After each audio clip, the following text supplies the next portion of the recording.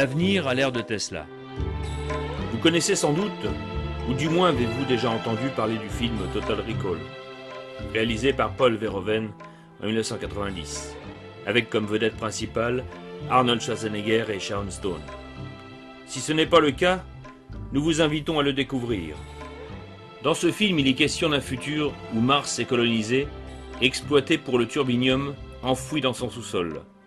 La planète est tyranniquement administrée par un homme d'affaires qui contrôle les mines et l'approvisionnement en oxygène.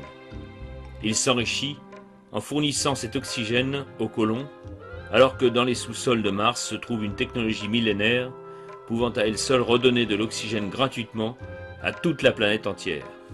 L'homme d'affaires le sait bien, mais l'argent a plus de valeur pour lui. Alors, il condamne l'accès à cette technologie. La suite, à vous de la découvrir ou de la redécouvrir.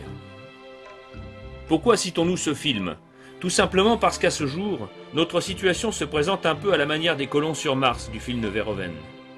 À la différence que le problème n'est pas l'oxygène, que nous pouvons respirer encore gratuitement sur toute notre planète, mais plutôt l'énergie électrique. Savez-vous par exemple qu'en 1899, alors que la technologie automobile ainsi que la maîtrise de l'électricité n'en était qu'à leur balbutiement, ce fut cette année-là qu'une voiture électrique, la jamais contente, en forme de torpille sur roue, établit le record de vitesse. La vitesse atteinte approchait les 106 km/h. Le 29 avril 1899 à Acher. C'était la toute première voiture à franchir les 100 km/h et elle était électrique. Avec l'évolution logique des technologies au fil des années, on imagine parfaitement le genre de voiture électrique dont nous aurions pu bénéficier alors, si les constructeurs et les financiers avaient misé sur la motorisation électrique plutôt que le moteur à combustion interne. On aurait des voitures 100% électriques, non polluantes et ayant les mêmes capacités que nos véhicules diesel ou à essence actuels. C'était sans compter le pétrole. Il était plus facile de s'enrichir avec cette matière première indispensable pour les moteurs à combustion plutôt que de se soucier d'écologie ou d'énergie propre pour un avenir plus sain. Mais le pire reste à venir. Nous allons maintenant vous parler du cas Nikola Tesla. Nikola Tesla est né le 10 juillet 1856 à Smiljan, Empire d'Autriche, aujourd'hui en Croatie, et mort le 7 janvier 1943 à New York aux États-Unis. D'origine serbe, émigré aux États-Unis, il était un inventeur et un ingénieur dans le domaine du développement de l'énergie électrique. Il est souvent considéré comme l'un des plus grands scientifiques dans l'histoire de la technologie pour avoir déposé plus de 700 brevets, qui sont pour la plupart attribués à Thomas Edison. Traitant de nouvelles méthodes pour aborder la conversion de l'énergie, Tesla est donc reconnu comme l'un des ingénieurs les plus créatifs de la fin du XIXe siècle et du début du XXe. Pour sa part, il préférait plutôt se définir comme un découvreur. Nikola Tesla a découvert la radio avant Edison, le courant alternatif, la lampe à pastilles de carbone, les bases de la robotique, la commande à distance. Il a expérimenté un navire télécommandé, décrit l'avion à décollage et atterrissage vertical, la fusée, élaboré le concept du microscope électronique, détecté la force de résonance des vibrations harmoniques, le principe du radar, la radiodiffusion mondiale, imaginé et réalisé les premiers essais de la transmission d'énergie électrique sans fil, l'onde stationnaire. C'est au cours de la conférence Experiments with Alternating Currents of High Frequency du 20 mai 1891 à l'Université Columbia de New York que Tesla envisage pour la première fois le concept d'énergie libre. Dans quelques générations, nos machines seront animées grâce à une énergie disponible en tout point de l'univers. En effet, dans l'espace, il existe une forme d'énergie. Est-elle statique ou cinétique? Si elle est statique, toutes nos recherches auront été vaines. Si elle est cinétique, et nous savons qu'elle l'est, ce n'est qu'une question de temps, et l'humanité mettra en harmonie ces techniques énergétiques avec les plus grands rouages de la nature. Dans le magazine Nexus numéro 37 de mars-avril 2005, Igor Spadzik raconta cette curieuse expérience de Tesla. Au cours de l'été de 1931, Tesla invita son neveu Savo à Buffalo, dans l'État de New York, afin de lui faire découvrir et d'essayer un nouveau type d'automobile que Tesla avait mis au point sur ses propres deniers. Ainsi, une Pierce Arrow 8 de 1931 fut choisie pour faire des essais sur le terrain de l'usine à Buffalo. Son moteur à combustion interne avait été déposé, ne laissant que l'embrayage, la boîte de vitesse et la transmission aux roues arrière. La batterie, standard de 12 volts, fut conservée et un moteur électrique de 80 chevaux fut posé. Dans une valise, Tesla avait amené 12 tubes à vide que Savo décrivit comme d'une étrange facture. Ils étaient fichés dans un dispositif contenu dans une boîte mesurant 61 par 30,5 x 15 cm. Cela n'était pas plus grand qu'un poste de radio à ondes courtes et contenait les 12 tubes à vide, des résistances et du câblage. Ils placèrent la boîte dans un logement prévu à cet effet, sous le tableau de bord, côté passager. Tesla connecta les 2 barres et observa un voltmètre.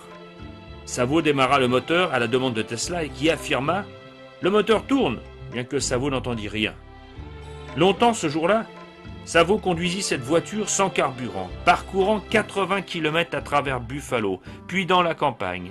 La Pierce Arrow avait un tachymètre calibré jusqu'à 192 km/h. Elle fut poussée jusqu'à 145 km/h, toujours dans un égal silence.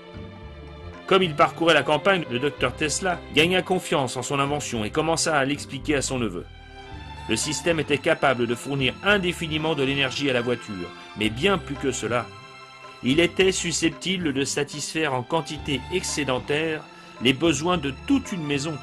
Jusque-là, réticent à en expliquer le principe, le docteur Tesla admit cependant que son dispositif n'était autre qu'un récepteur d'une radiation mystérieuse qui venait de l'éther et qui se trouvait disponible en quantité illimitée. L'humanité, ajouta-t-il, pourrait être reconnaissante de son existence. Pendant les 8 jours suivants, Tesla et Savo essayèrent la Pierce Arrow en ville et en campagne, à toutes les allures, depuis une vitesse rampante jusqu'à 145 km/h. Les performances étaient équivalentes à celles de n'importe quelle voiture de l'époque, à plusieurs cylindres, y compris la Pierce Arrow 8 de 6 litres de cylindrée, développant 125 chevaux. Tesla prédit à Savo que son récepteur d'énergie serait bientôt utilisé pour propulser des trains, des navires et des avions, autant que des automobiles. C'est à Wardenclyffe que Tesla démontra qu'il était possible de rendre disponible l'énergie du vide à grande distance de la source perturbatrice de celui-ci qui ouvre une brèche dans celui-ci. Malheureusement, la réponse de son principal actionnaire face à une telle découverte aurait été celle-ci. « Mais monsieur Tesla, où allons-nous placer le compteur ?» L'actionnaire en question était un certain Morgan J.P., lequel lui a rapidement coupé tout crédit. Nikola Tesla, si prolixe au début de sa carrière, termina son existence tout frais payé mais retranché à New York Hotel, ne publiant plus rien. Lorsqu'il mourut en 1943 à l'âge de 86 ans, ses inventions et ses théories ont été pour la plupart oubliées et examinées avec méfiance. Quelques jours après son décès, le FBI se chargea de nettoyer son appartement. Son intention de donner de l'énergie libre à tout le monde a été considérée comme non recevable. Plus tard, bien des chercheurs dans le domaine de l'énergie, admirant Tesla, se sont heurtés aux mêmes problèmes comme la pénurie financière et l'opposition dominante qui a conduit à son écroulement. Imaginons un peu ce qu'aurait pu être le monde actuel si l'énergie libre avait été utilisée comme Tesla l'aurait voulu. On aurait eu un XXe siècle bien plus propre que celui que l'on nous a imposé. Jamais nous n'aurions connu la pollution liée au dégagement des pots d'échappement. Nous n'aurions pas connu non plus ces guerres incessantes pour le pétrole, ni connu ces désastreuses marées noires issues des naufrages des pétroliers. Nous n'aurions pas connu non plus les désastres de Tchernobyl et Fukushima, dont les conséquences dureront encore pour des siècles. Les océans, les rivières et les forêts ne seraient plus menacés d'être à nouveau contaminés par des déchets radioactifs, des pollutions de pétrole ou des pluies acides. Jamais nous n'aurions connu également tous ces pylônes à haute tension qui cicatrisent nos paysages en rejetant leur pollution électromagnétique. Le physicien et ancien astronaute Brian O'Leary, dans sa préface à l'énergie libre et technologie de Jan Menning, précise Passer à l'énergie libre propre permettrait de régler presque entièrement les problèmes de la pollution de l'air, du réchauffement général dû aux émissions de dioxyde de carbone, de la chaleur perdue, des feux écocides de Saddam Hussein, des ciels noirs, des marées noires, des pluies acides, du dioxyde d'azote, de l'anhydride sulfureux, des émissions d'hydrocarbures et d'ozone, des installations hideuses, des puits de pétrole et des raffineries, des pétroliers géants, des stations-service, des centrales électriques, des câbles de transmission et de tout le reste.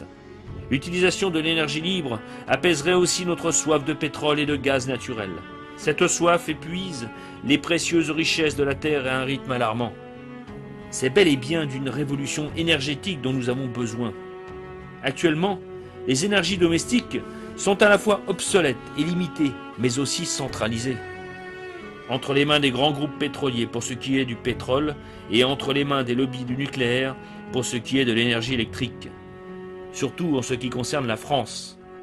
Nous avons souvent mis en évidence les capacités de décentralisation de la monarchie. Et c'est d'ailleurs l'une des raisons qui nous pousse à défendre et proposer ce système de gouvernement. Si nous défendons et proposons une décentralisation à l'échelle des régions, des communes, du monde du travail, mais aussi des familles, il en va de même en ce qui concerne les énergies domestiques. Tôt ou tard, cette décentralisation de l'énergie s'imposera. Et il en va de notre avenir et surtout de celui de notre planète. C'est ce que l'essayiste et économiste américain Jeremy Rifkin mit en évidence en ce qui concerne le nucléaire. Nuclear power is interesting because it's a reflection of the centralized 20th century thinking about energy. Let me use your analogy on why it's so old and outdated and will not play a role even in France in 30 or 40 years. Now, it's not that nuclear power is going to leave tomorrow, but you're not going to build new nuclear power plants anymore, and here's why. The music industry did not understand file sharing in music. Millions of kids started creating software laterally in order to share music, and the music companies laughed, then they got worried, then they tried to legislate or create encryption, and within 5 years they collapsed.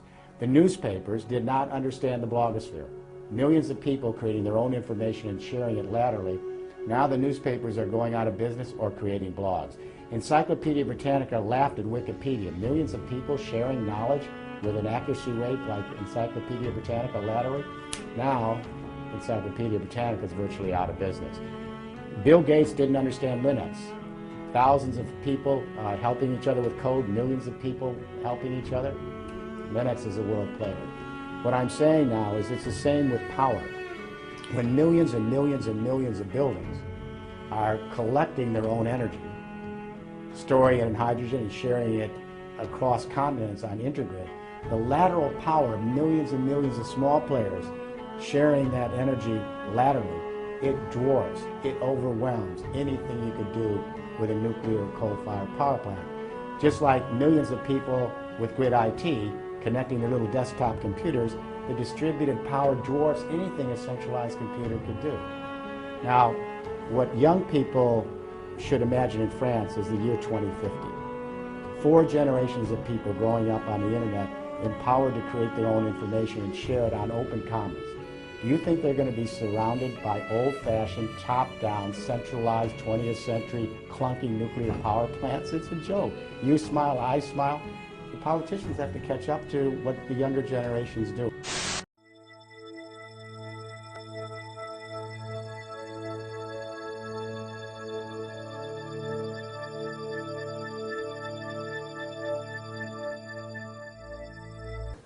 Bonjour. Bonjour.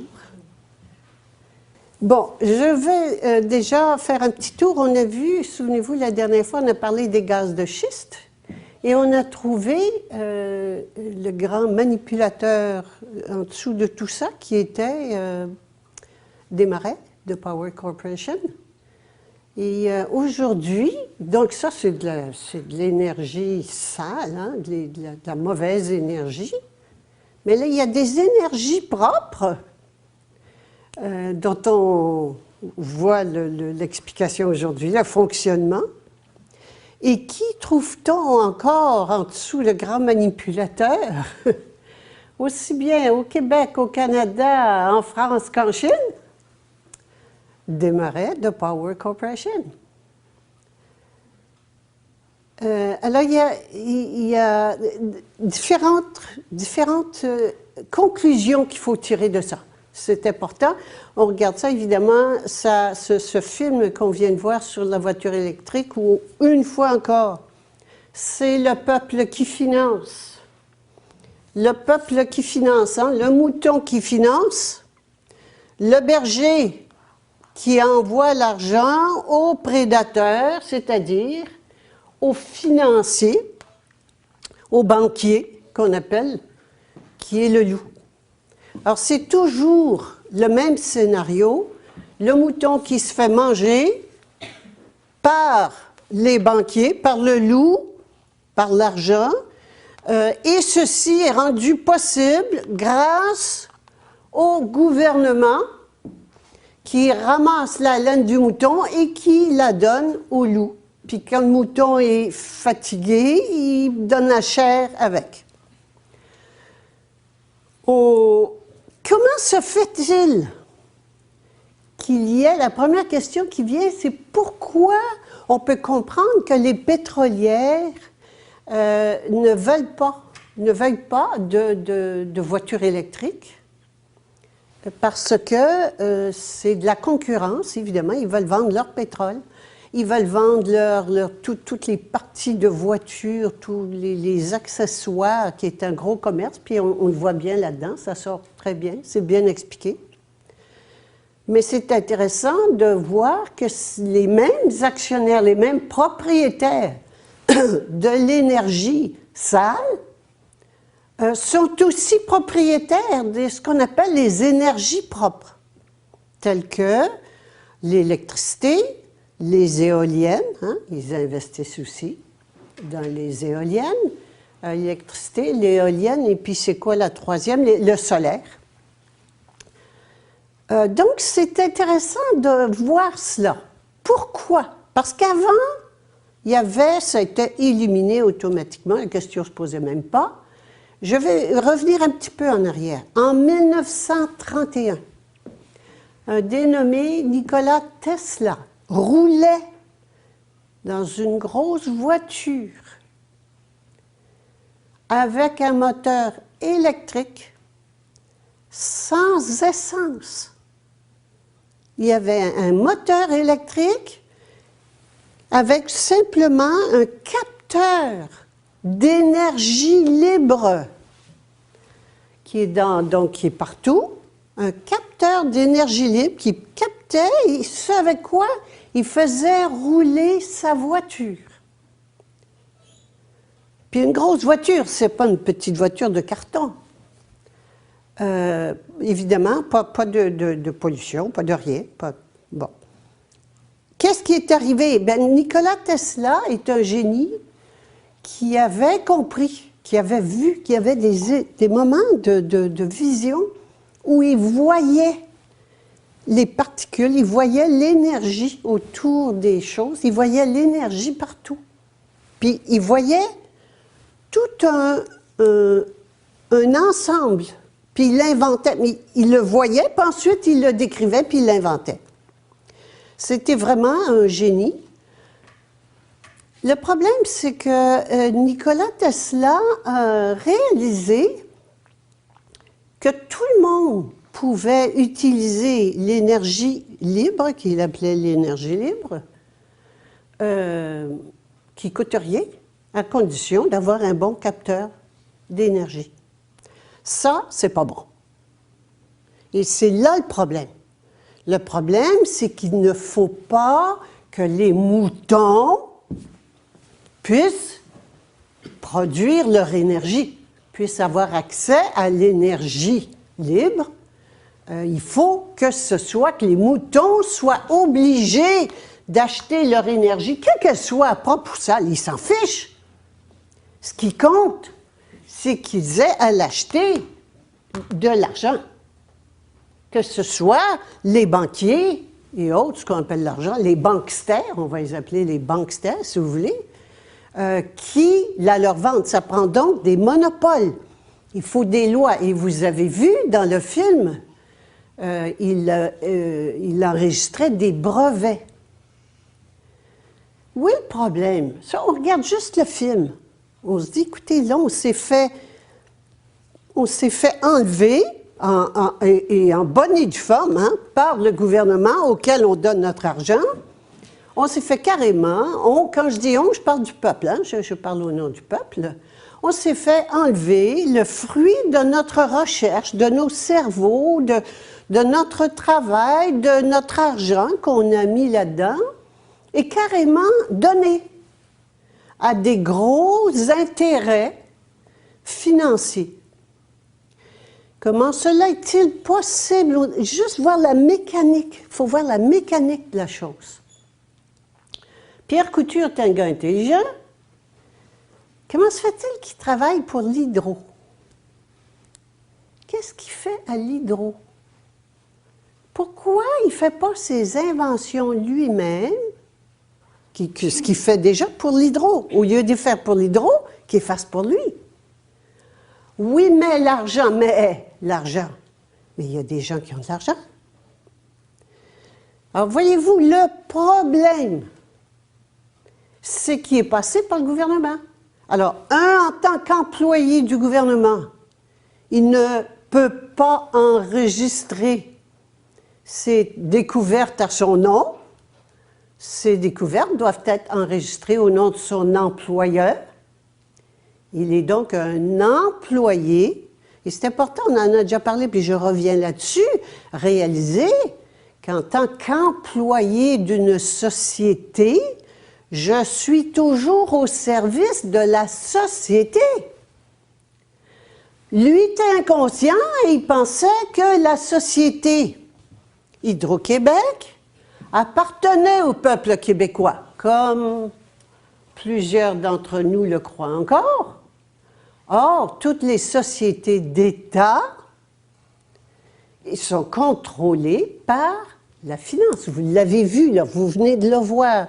On l'a vu avec les gaz de schiste, la même chose. Alors, énergie sale ou énergie propre, c'est le même mécanisme. Ce qu'il faut qu'il sorte, c'est comment ça marche pour qu'on puisse trouver une solution. Alors, ça marche comme cela, c'est que le gouvernement, c'est pas lui qui décide. Lui, il agit. Mais celui qui décide, c'est l'argent. C'est l'argent qui mène le monde. On le sait, mais on l'oublie. Et quand vous travaillez pour le gouvernement, vous travaillez pour l'argent. Quand j'envoie mon argent au gouvernement, je l'envoie directement dans les poches des banquiers.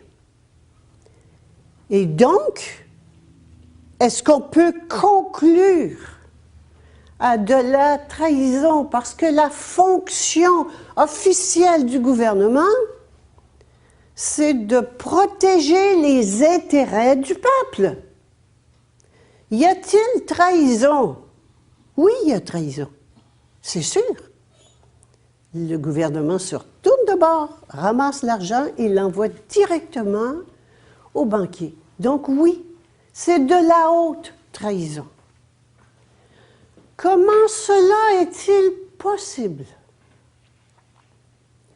Cela est possible parce que nous envoyons notre argent au gouvernement. Nous donnons le fruit de notre labeur, de notre travail au gouvernement, nous lui confions nos biens, nos enfants, notre vie, notre destinée. Nous lui confions tout cela parce que nous voulons quelqu'un qui va nous protéger, voir à nos intérêts, assurer notre sécurité. Si j'arrête de donner mon argent au gouvernement, il ne pourra plus le donner aux banquiers. Alors vous pouvez comprendre, c'est aussi simple que cela. Vous pouvez comprendre que s'il n'y a plus de moutons obéissants, travailleurs obéissants et soumis, il n'y a plus de gouvernement. Regardez le mouton, là, s'il dit « je ne suis plus dans tes bras, j'ai plus besoin de toi », il est impossible à ce moment-là que ma laine soit acheminée vers le loup prédateur. Est-ce que c'est clair, ça? Pourquoi continuons-nous à le faire? Parce que nous avons peur. Pourquoi avons-nous peur? Nous avons peur des menaces du berger. Sa fonction, c'est de collecter la laine et de nous manger, de nous amener à l'abattoir. Souvenez-vous, je ne vous le ferai pas répéter aujourd'hui, la fonction du berger, de tondre les moutons et de les conduire à l'abattoir en leur faisant croire que c'est pour leur bien. Donc, si moi j'arrête d'être un mouton, s'il n'y a plus de moutons, tout repose sur le mouton, c'est le mouton qui se fait vampiriser. Qui se fait vampiriser par le gouvernement et toute sa structure, ses employés, et par les banksters et toute leur organisation. Le grand perdant, c'est le mouton. Ben oui, mais lequel qui a le pouvoir, le vrai pouvoir là-dedans, c'est le mouton. Alors ça, il va falloir qu'on comprenne ça. Vous allez voir 50 000 propositions de changer le gouvernement. Demain, vous allez voter? Allez-vous voter demain? Hein? Et regardez, on a des belles propositions. J'ai apporté mon petit livre. Ah, il est ici. Demain. Alors, voici ce qui est proposé. C'est intéressant. Il n'est pas proposé, allez-vous voter ou pas voter demain. Non, non, non, non, non. Puis ça, c'est une revue alternative. On vous propose ici quelle est la vision pour le Canada. On vous donne deux choix. D'abord, quand il y a seulement deux choix, n'oubliez pas, on est dans le mental, la dualité du mental. Souvenez-vous, on a déjà parlé de ça, la dualité du mental. Ou bien un coup de pied au derrière ou une claque en plein visage. C'est toujours le choix que nous avons. Alors ici, nous avons le choix. Alors, une plutocratie privée et voleuse de ressources, ou bien un Commonwealth coopératif et égalitaire. Je sais pas, il n'y en a pas un qui m'excite. Il n'y en a pas un qui me dit oui. Ben non, c'est sûr. Alors, quel est le problème du mouton? Il ne peut pas penser autrement qu'un mouton. Et c'est cela qu'il faut qu'il change. Est-ce que je suis un mouton? Toute la question est là. Je suis un mouton ou je ne suis pas un mouton? Si je suis un mouton soumis, je donne ma laine. Mais si je ne suis pas un mouton, ben j'arrête de me comporter en mouton. Le mouton pense qu'il n'y a pas le choix, either or, et donc il doit absolument obéir et se soumettre. Or, le mouton a le choix. Et quand je dis que celui qui me trahit, je pense en mouton, que lui me trahit parce qu'il me vend au prédateur, bien, j'oublie que moi, je me trahis en me vendant au berger. Alors, tout le monde, je me fais faire par le berger ce que moi, je me fais à moi-même. Le berger prend ma laine puis il la donne au banquier, mais moi, je prends ma laine puis je la donne au berger. Alors, en bout de ligne, qui est la personne qui fait la trahison? C'est moi. Je me trahis. Je trahis l'être réel que je suis. Au nom de quoi je fais cela? Est-ce que vous me suivez quand je dis « je me trahis » ? Parce que je ne suis pas un mouton, mais je me comporte en mouton. Au nom de quoi je me trahis? Pour assurer ma sécurité et ma protection. Et effectivement, le berger me menace de m'enlever ma sécurité et ma protection si je ne donne pas ma laine. Je reviens à la question fondamentale. ai-je besoin de berger? Et si on revient au film que nous venons de voir, Pierre Couture, avec tout son talent, son ingéniosité, pouvait très bien inventer la voiture électrique. Il pouvait très bien trouver du financement auprès de personnes, pas besoin du gouvernement pour cela, mais il voulait avoir une position sur un emploi assuré, la sécurité d'emploi. Donc, il travaillait au service de l'Hydro-Québec. Regardez tout ce que ça implique. Sécurité d'emploi, sécurité de maladie, sécurité sur la route, sécurité de la part des policiers, sécurité de la défense du pays. Regardez à chacune des sécurités que j'achète, à quoi ça sert. Il est très intéressant aussi de voir que dans les deux cas, ce sont des sociétés d'armement qui ont racheté les produits. Hein, Dassault en France, ça fait des avions, mais ça fait des armes.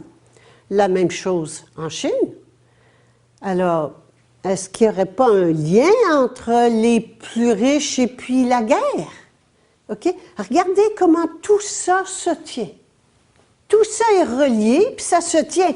Mais qui est la pierre angulaire? Qui est la pierre solide sur laquelle tout repose? C'est moi. C'est moi en tant qu'individu. Et je me vends. Je vends mon âme, je vends mon être pour assurer ma sécurité et ma protection. Là, vous allez dire, « Ah ben non, attends, moi, là, je suis écologiste et puis je fais de la protestation pour les gaz de schiste, la protestation pour les vilaines énergies, et puis je suis en faveur des énergies propres. » Les énergies propres, elles viennent d'où cette énergie-là? Les énergies propres sont prises à partir. L'énergie, il faut qu'elle vienne de quelque part. Elle vient des éléments de la nature. Alors, c'est la même chose, que je prenne ça dans la terre, dans l'air, dans l'eau, dans n'importe quoi. Je vole, je prends. Elle n'est pas là, la solution. Ce n'est pas dans les énergies propres. Ça n'est pas non plus dans l'énergie libre dont parlait Tesla. Que ce soit électrique, électromagnétique, libre, appelez-les comme vous voulez, ce sont toutes des énergies qui volent à la nature. La seule véritable énergie, elle est intérieure.